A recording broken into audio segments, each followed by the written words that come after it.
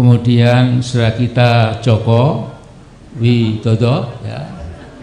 Ini orang Solo yang mula-mula seperti memberikan harapan, ya, tapi lama-lama menjadi makin mendung, makin gelap, dan mungkin memang perlu dilengserkan. Ya.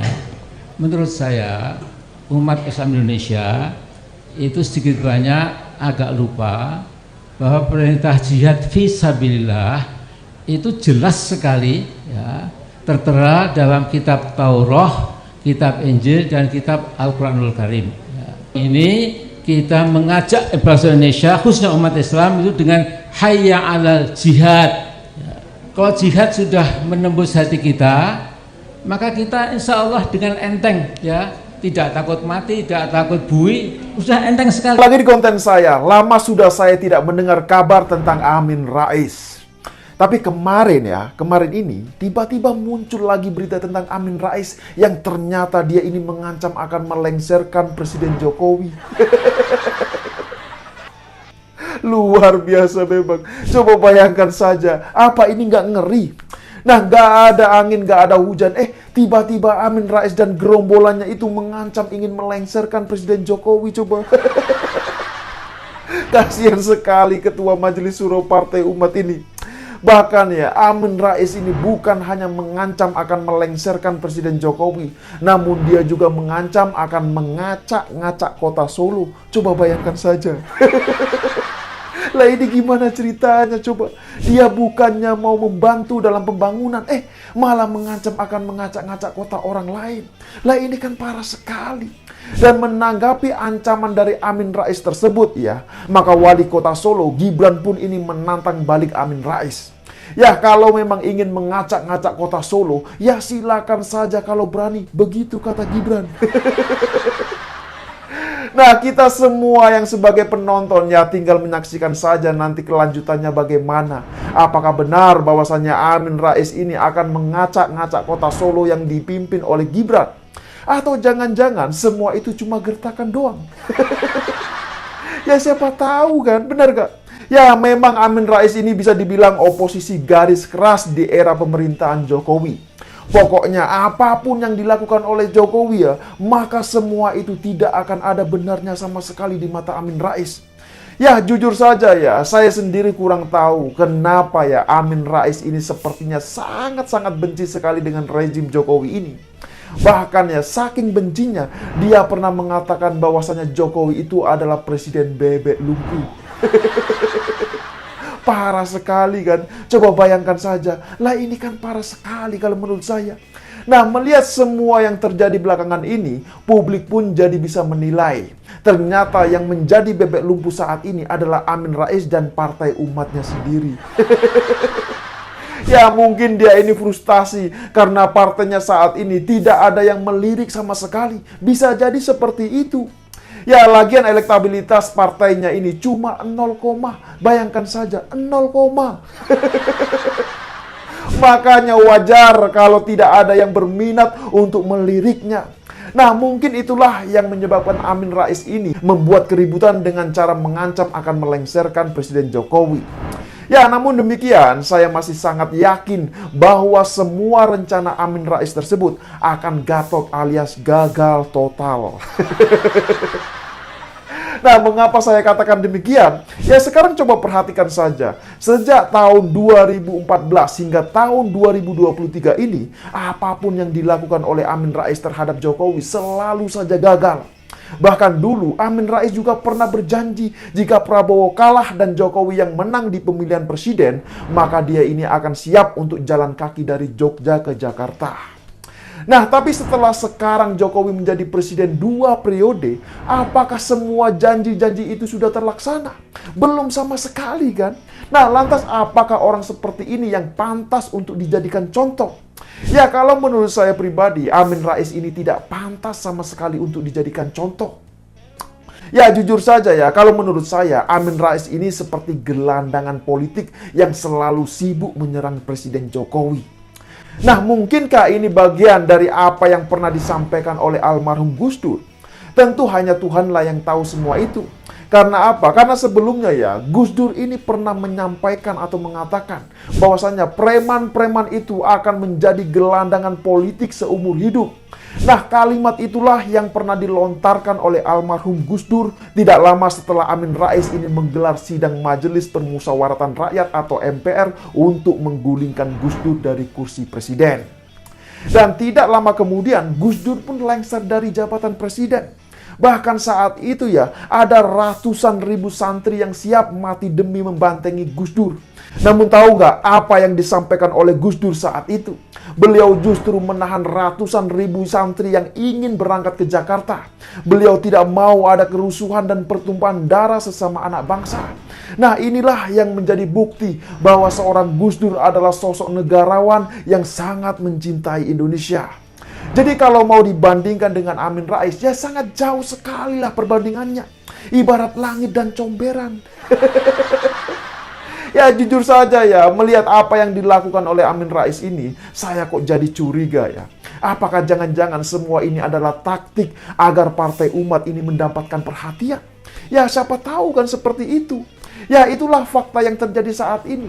Semenjak Amin Rais keluar dari Partai Amanat Nasional atau PAN, dia ini memang seringkali salah jalan. Ya misalnya ketika Amin Rais ini percaya soal penganiayaan terhadap Ratna Sarumpait. Masih ingat kan kejadian itu? Padahal ya semua berita soal penganiayaan itu adalah bohong alias hoax. Bahkan anak Amin Rais juga ikut menyebarkan fitnah tersebut. Coba bayangkan saja, parah sekali kan? Ternyata anak dan bapaknya ini sama-sama menyebarkan berita hoax. Dan asal tahu saja, berita soal penganiayaan terhadap Ratna Sarumpait tersebut awalnya diduga memang sengaja untuk menyerang Presiden Jokowi, ingin menyerang pemerintah. Tapi untungnya semua kebohongan itu pun terbongkar. Kasihan sekali mereka ini. Jadi terbongkarnya kebohongan Ratna Sarumpait tersebut berawal dari kecurigaan Dr. Tompi. Nah, dari situlah kemudian kepolisian ini bisa mengungkap. Ternyata muka lebam yang dialami oleh Ratna Sarumpait tersebut ya bukan akibat dikeroyok oleh sekelompok orang, melainkan itu adalah bekas dari operasi plastik. Luar biasa sekali kan kebohongan mereka. Dan yang lebih parahnya lagi adalah Prabowo Subianto dan Fadly Zon juga ikut menyebarkan berita hoax soal Ratna Sarumpait tersebut. Coba bayangkan saja, lah ini kan ngeri sekali. Nah jadi gimana? Apakah sampai di sini sudah paham semua? Ya silakan berikan komentarnya di bawah. Nah sebelum saya mengakhiri video kali ini, saya ingin menyampaikan sebuah pesan untuk Amin Rais. Ya sudahlah, jangan terlalu berambisi untuk... Ya, halo teman-teman, kembali lagi dengan saya di channel ini, channel Indonesia 2045 yang membahas seputar politik, pendidikan, hingga budaya. Ya, tadi bagaimana kita melihat bahwa Gibran menantang Amin Rais kalau Amin Rais berani mengacak-acak Solo. Ya, tentu kita siapa sih yang nggak mengenal Amin Rais? Dan siapa juga yang tidak mengenal Gibran? Gitu ya. Mungkin kita nggak kenal, tetapi kita tahu, gitu ya. Nah, tapi saya tidak terlalu jauh lah untuk ke sana, dan kemudian saya coba melihat bagaimana penyampaian dari teman-teman kita saja ya, masyarakat Indonesia yang memberikan komentar mereka ya terkait apa yang sudah disampaikan pada cuplikan video sebelumnya. Hanya bisa ngoceh, tapi tidak bisa berbuat terbaik untuk bangsa. Ngancam acak-acak kota Solo, buktikan, awas kau kalau tidak terbukti, ku gebuk kau dari NKRI biar pindah ke lain alam. Saya Islam, kau ajalah Amin Rais, masukkan dulu Amin Rais, masukkan ke rumah sakit jiwa. Lah tua Amin, jangan mencela, jangan mecah apa ini, jangan mecah belah ya, jangan mecah belah bangsa ini. Ingat sudah bau tanah. Tangkap Amin Rais untuk kasih masuk di bui di perusahaan NKRI. Mungkin jijik lihat orang, makin jijik lihat orang tua ini. Yang perlu dilengsarkan itu Amin Rais ke lubang kubur.